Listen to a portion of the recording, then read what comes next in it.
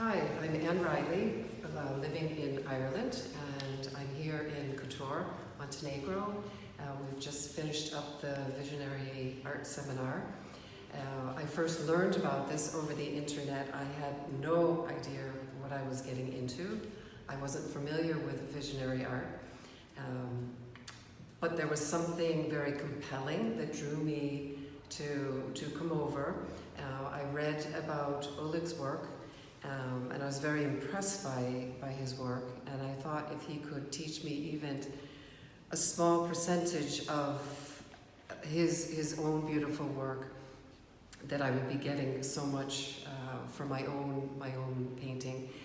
I had a very strong feeling that what I would learn here would be really taking my own work to another level.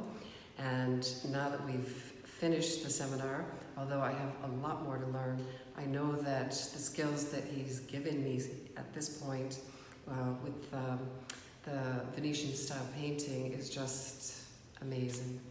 And also the whole environment and the people that I did the course with, it was just wonderful. It was a very deep spiritual experience, and I'm really happy to have been here.